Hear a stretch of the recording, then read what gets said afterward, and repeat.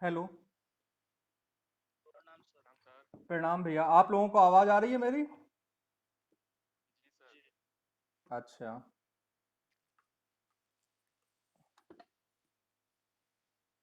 एक मिनट मैं सेट कर लूँ फिर मैं शुरू करता हूँ।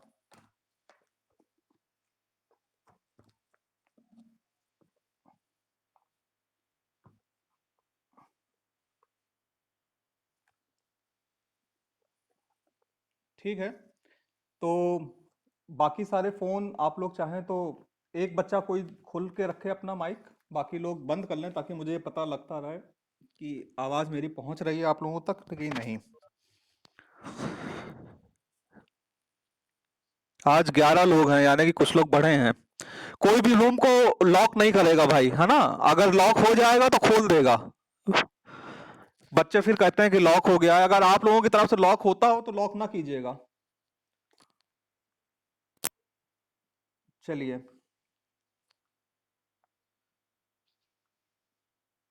कृष्णा जी हैं। नीतीश आ गए कि नहीं आए?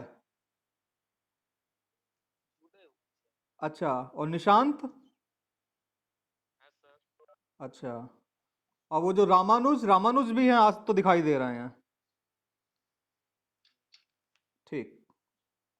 चलिए, आज हम लोगों का टॉपिक है संसाधनों का प्रबंधन एवं संरक्षण। Good morning. Resource management and conservation.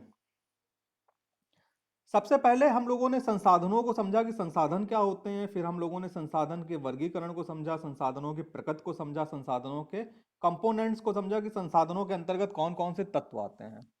अब आज हम लोगों को यह जानना जरूरी है कि संसाधनों के का प्रबंधन और संरक्षण जब हम प्रयोग करते हैं तो उसका क्या मतलब होता है।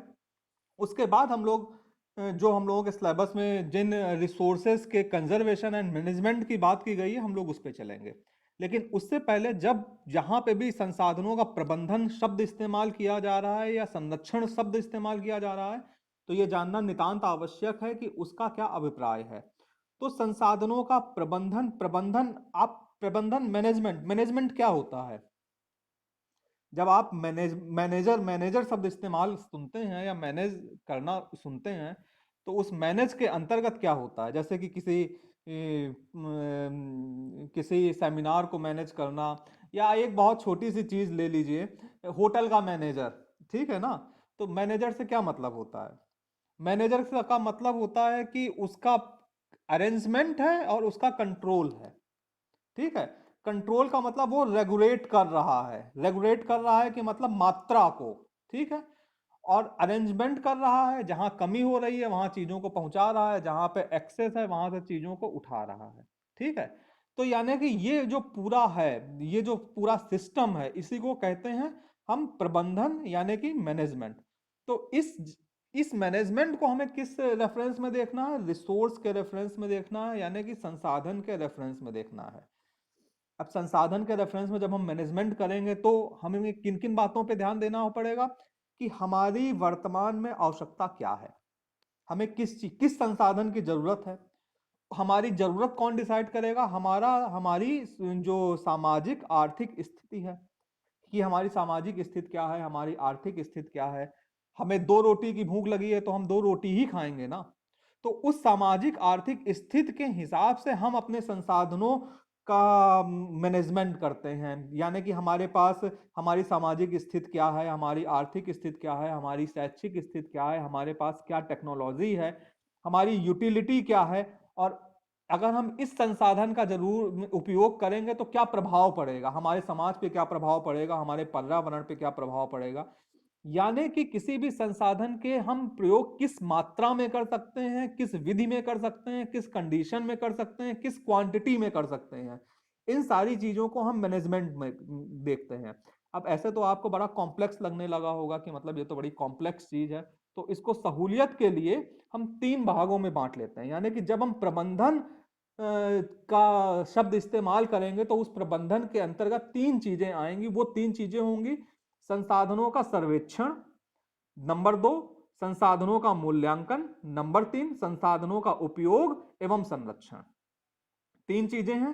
संसाधनों का सर्वेक्षण नंबर एक पर है। नंबर 2 पर है संसाधनों का मूल्यांकन और नंबर 3 पर है संसाधनों का उपयोग और संरक्षण। अब संसाधनों का सर्वेक्षण।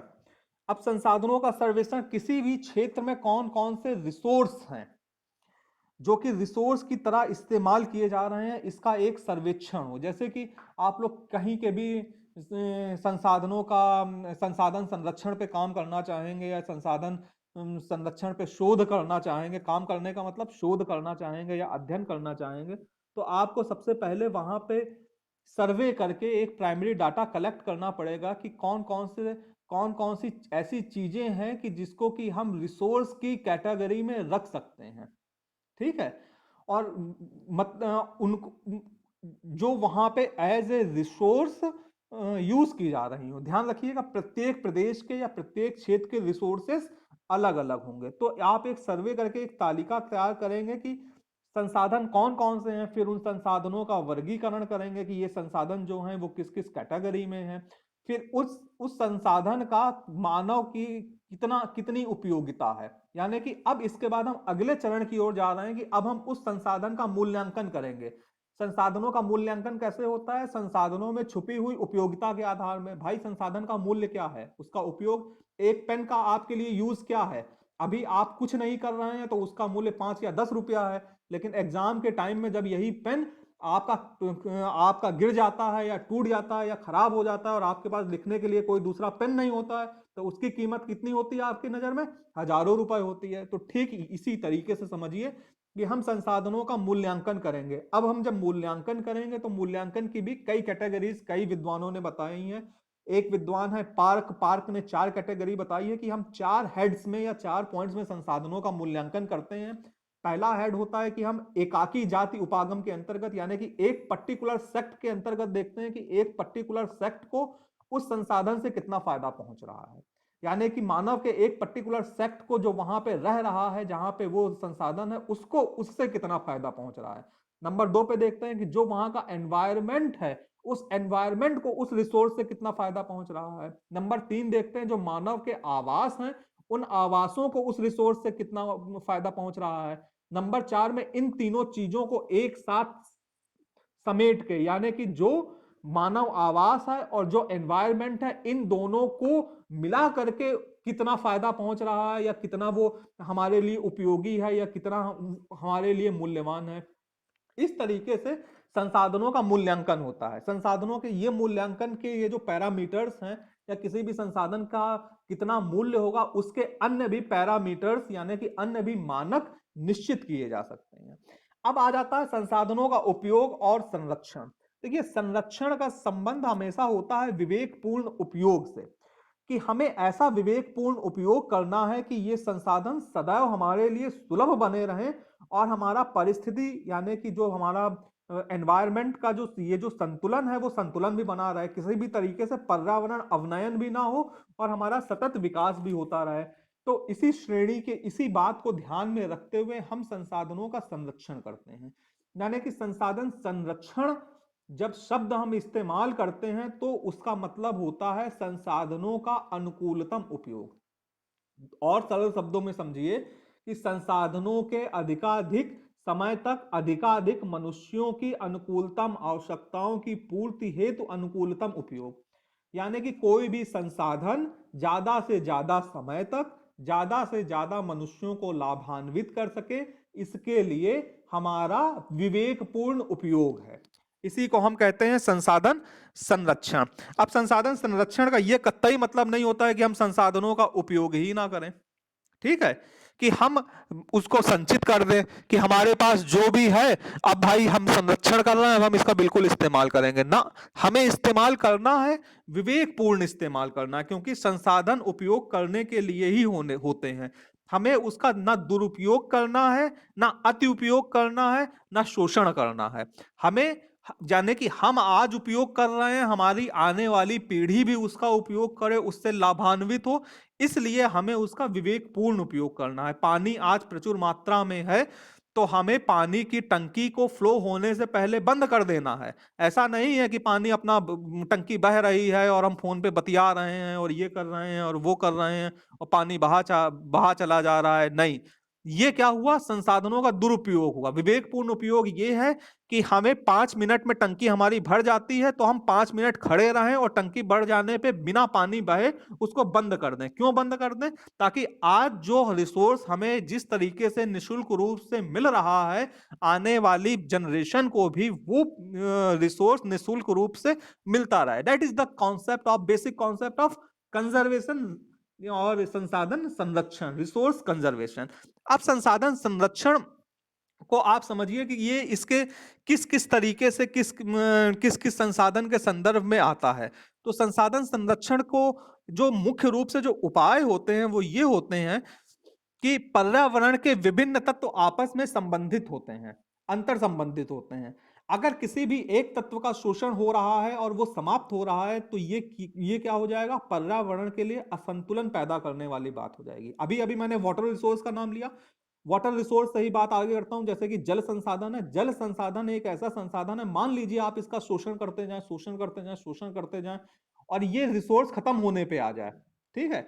तो ये जब रिसोर्स खत्म होगा तो क्या ये केवल मानव जाति को ही प्रभावित करेगा? नहीं, ये संपूर्ण पर्यावरण और पूरा इकोलॉजिकल जो सिस्टम है उसको प्रभावित करेगा।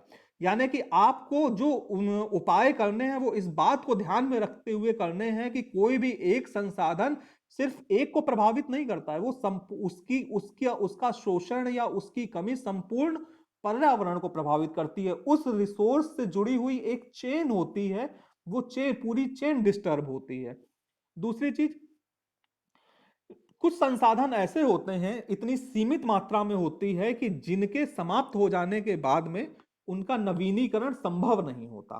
तो ऐसे रिसोर्सेस का जो विदोहन है वो हमें बहुत वैज्ञानिक ढंग से और उनका उपयोग बहुत विवेकपूर्ण ढंग से करना चाहिए। जैसे कि कोयला सीमित मात्रा में है या फिर और जो हमारे खनिज है वो सीमित मात्रा में है, तो आपको उनका विदोहन, यानी कि वैज्ञानिक ढंग से विदोहन का मतलब है कि वेस्टेज ना हो, और उपयोग विवेकपूर्ण ढंग से करने का मतलब है कि उनका बहुत ज्यादा मतलब कि मिस यूज ना हो, यानी कि जितनी आवश्यकता हो उतनी ही यूज हो।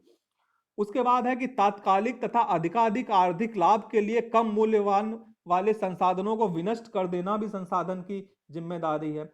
अब आप ये सोचें कि जो हम ये इस संसाधन की तो अभी कोई वैल्यू नहीं है या ये संसाधन कम मूल्यवान है तो हम इस संसाधन का ज्यादा से ज्यादा इस्तेमाल कर सकते हैं, ये सोचना भी गलत है। क्योंकि आज जो संसाधन कम मूल्य वाला है, हो सकता है कि कल वो संसाधन अधिक मूल्य वाला है। अब आप कंपैरेटिव देखिए कि जैसे कि खनिज तेल है और कोयला है, तो आप कोयले को ज्यादा इस्तेमाल करें कि ये समझें कि खनिज तेल को बचाना है तो हम कोयले को ज्यादा इस्तेमाल कर लें और कोयले का ज्यादा दोहन कर लें, क्योंकि खनिज तेल तो महत्वपूर्ण है, उस पर हमारी पूरी मशीनरी चलनी है, मोटर गाड़ियां चलनी है। कोयले का क्या है, तो कोयला क्या है, आज स्थानापन्न रूप में नहीं है, लेकिन वो कोयला एक तरीके का उस खनिज तेल का स्थानापन्न तो है, यानी कि एक सब्स्टिट्यूट तो है, भले ही उसकी कीमत उससे कम हो। जब आप उस, यानी कि हमें मुख्य मेन स्ट्रीम रिसोर्स के साथ साथ जो उसके सब्स्टिट्यूट होते हैं या उसके जो स्थानापन्न होते हैं उनको भी बचाने की बहुत ज्यादा आवश्यकता होती है।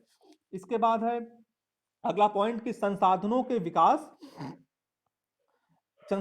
विकास का हमेशा प्रयास करना चाहिए, यानी कि हमें ऐसी व्यवस्था करनी चाहिए कि संसाधनों के गुण, आकार और इन सब चीजों में वृद्धि हो। अब आप ये कहेंगे कि ऐसे संसाधन कौन से हैं कि जिनमें हम संसाधनों में वृद्धि कर सकते हैं।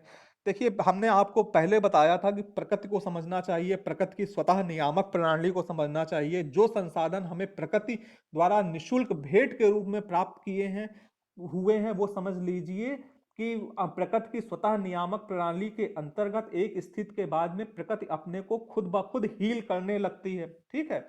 अब आप कहेंगे कि इसका एग्जाम्पल दीजिए।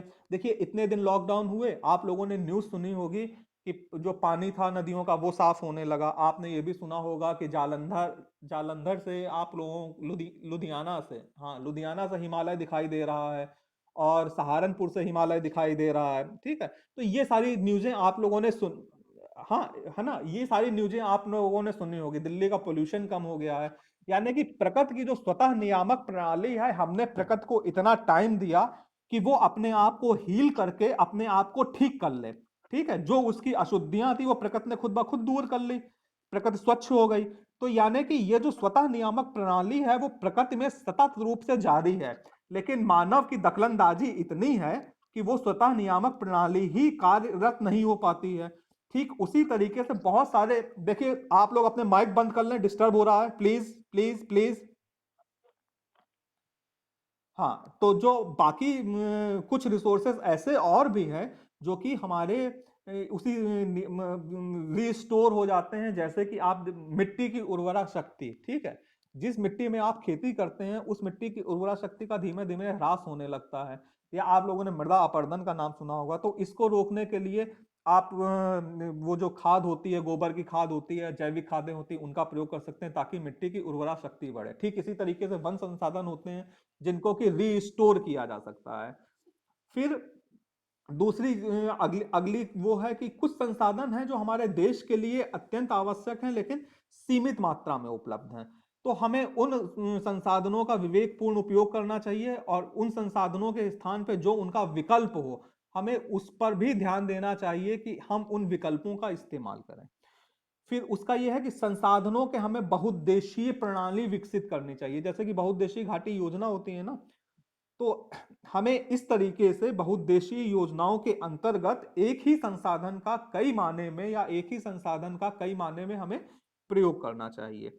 हमें संसाधनों के अति प्रयोग और शोषण से बचना चाहिए और उनकी समस्याओं पर भी ध्यान देना चाहिए, जैसे कि मृदा अपरदन को रोकने के लिए हमें वृक्षारोपण करना चाहिए, घास लगानी चाहिए, समोच्च रेखीय जुताई करनी चाहिए और अतिचारण को रोकना चाहिए। ठीक, इसके बाद जो पॉइंट्स आ रहे हैं वो जनता से रिलेटेड आ रहे हैं कि बहुत सारे प्रोग्राम्स होते हैं, गवर्नमेंट चलाती है, लेकिन जब तक जनता में जागरूकता नहीं है तब तक वो संरक्षण के कार्य नहीं कर सकते। बहुत सारे संगठन संसाधन संरक्षण के लिए क्रियाशील रहते हैं, तो सबसे ज्यादा जरूरी है कि मानवीय संरक्षण हो।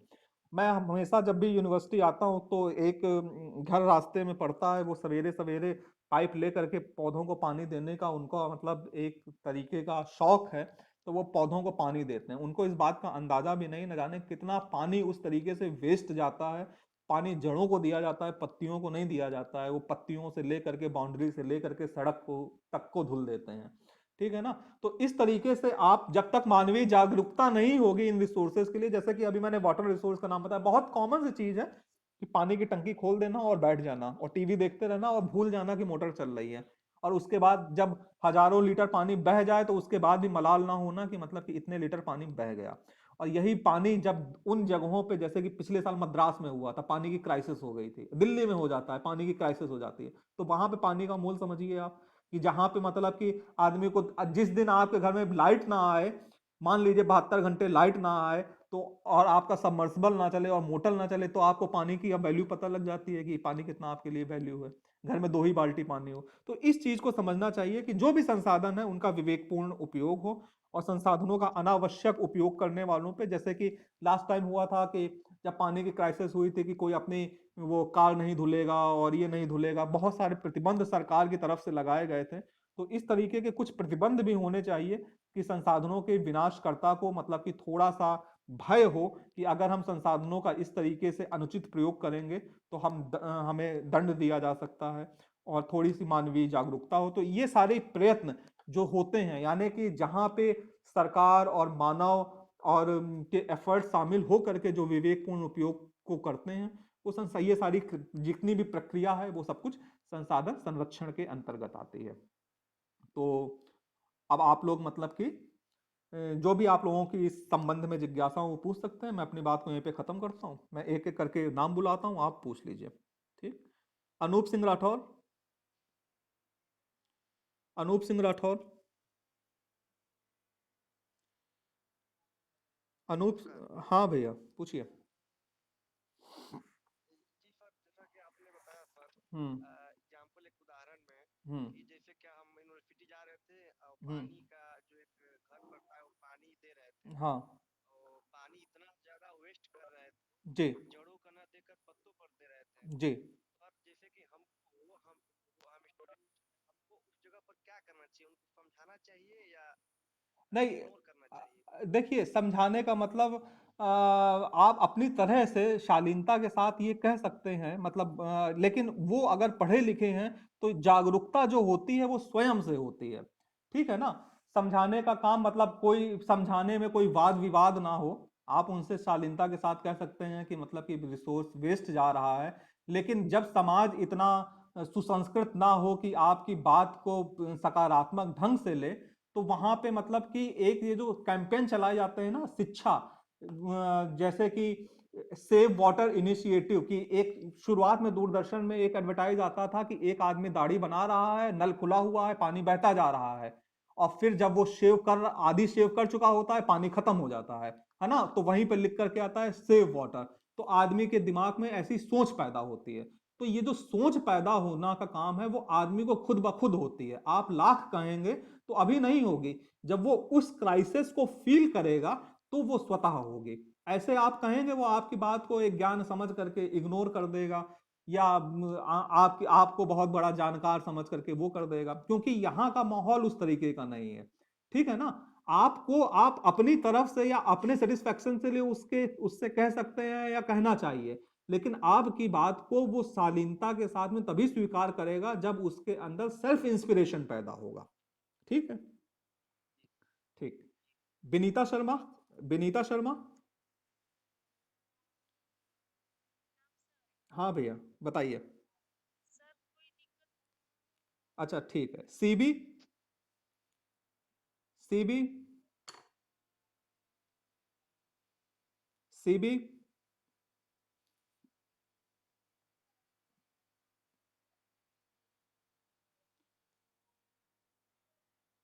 अपना क्वेश्चन पूछिए। सीबी अपना क्वेश्चन पूछिए, सीबी। दिलीप प्रसाद, दिलीप प्रसाद, दिलीप, दिलीप। सर हाँ पूछिए। सर मूल्यांकन के बारे में थोड़ा सा मूल्यांकन का जिक्र थोड़ा कर दीजिए, जो पार्क महोदय का है ना उसके बारे में थोड़ा। अच्छा अच्छा अच्छा। देखिए संसाधन के मूल्यांकन में देखिए 4 स्टेप गए हैं, उनको 4 वर्गों में बांटा गया है कि एकाकी जाति उपागम नंबर 1, नंबर 2 पारिस्थितिकी कटिबंध उपागम, नंबर 3 आवास उपागम, नंबर 4 संयुक्त उपागम। तो एकाकी जाति उपागम के अंतर्गत एक जात के आधार पर संसाधनों का मूल्यांकन किया जाता है। पारिस्थितिकी कटिबंध उपागम के अंतर्गत किसी को पारिस्थितिकी कटिबंधों में बांट करके उन संसाधनों का मूल्यांकन किया जाता है। आवास उपागम के अंतर्गत आवासों के मूल्यांकन के, वहां पे जो आवास होते हैं उन आवासों के मूल्यांकन के आधार पर संसाधनों का मूल्यांकन किया जाता है। संयुक्त उपागम के अंतर्गत पारिस्थितिकी कटिबंध और आवास के मूल्यांकन दोनों को मिलाकर आधारित के आधार पर मूल्यांकन किया जाता है। यानी कि नंबर 1 पे जो एकाकी जाति है, एक सेक्ट के लिए उस संसाधनों की क्या यूटिलिटी है उसका मूल्यांकन। नंबर 2 पारिस्थितिकी कटिबंध में जो विभिन्न प्रकार के उस प्रदेश के पारितंत्र है, उन पारितंत्रों के लिए उस रिसोर्स की क्या यूटिलिटी है उसके लिए। नंबर 3 वहां उस क्षेत्र प्रदेश के जो आवास है या मानव निवास है उसके लिए क्या यूटिलिटी है। नंबर 4 आवास और पारितंत्र दोनों को मिला करके क्या यूटिलिटी है उसके लिए। इस तरीके से पार्क ने बताया कि संसाधनों का मूल्यांकन इन आधारों पर किया जा सकता है, लेकिन किसी भी प्रदेश के संसाधनों के मूल्यांकन के कुछ अलग भी पैरामीटर्स निश्चित किए जा सकते हैं। ये शोधकर्ता के ऊपर होता है कि वो संसाधनों का मूल्यांकन किन पैरामीटर्स के आधार पर करता है कि उस संसाधन का मूल्यांकन समुचित रूप से किया जा सके। ठीक। जानकी प्रसाद, जानकी प्रसाद, जयशंकर प्रसाद, जयशंकर प्रसाद,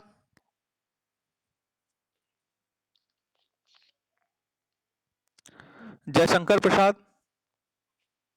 हाँ सर, कोई दिक्कत नहीं सर। ठीक। कृष्ण राय, हाँ सर। पूछिए भैया। सर कोई दिक्कत नहीं है, लेकिन अभी फिलहाल जो संसाधन का संरक्षण और प्रबंधन जो आप बोले और सर्वेक्षण, तो अभी फिलहाल जो यहाँ पे मतलब हमारे भारत में जितने सब नदी हैं, जितने सब वातावरण है, वायु प्रदूषण है, सब सर शुद्ध हो गया है। जी। इसका फील हो रहा है, अंदर से फीलिंग हो रही है कि हाँ जो वातावरण है वो शुद्ध है। इसका जबरदस्त इफेक्ट पड़ा है मानव जीवन के ऊपर। अब शुद्ध बना रहा है आगे भी। NK, NK. ठीक, नीतीश सिंह,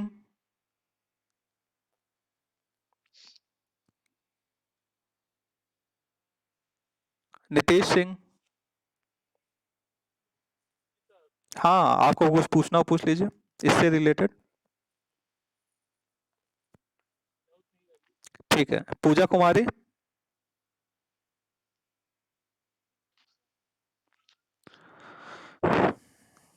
पूजा कुमारी, रामानुज, रामानुज,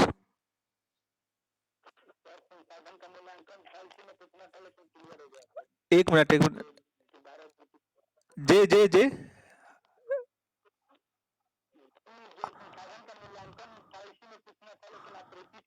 हाँ, तो उससे क्लियर हो गया आपको, ठीक है। ठीक, रोशन कुमार, रोशन कुमार।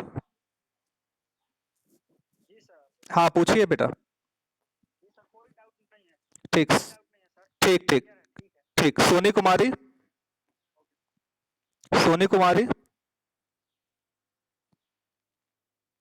स्वीट कुमारी। ठीक है, मुझे लग रहा है कि आज की क्लास को यहीं पे ओवर करना चाहिए। कल हम लोग नेक्स्ट क्लास नेक्स्ट टॉपिक के साथ में आप लोगों को मिलेंगे, है ना? ठीक है, प्रणाम, प्रणाम, प्रणाम भैया, प्रणाम, प्रणाम, प्रणाम, प्रणाम।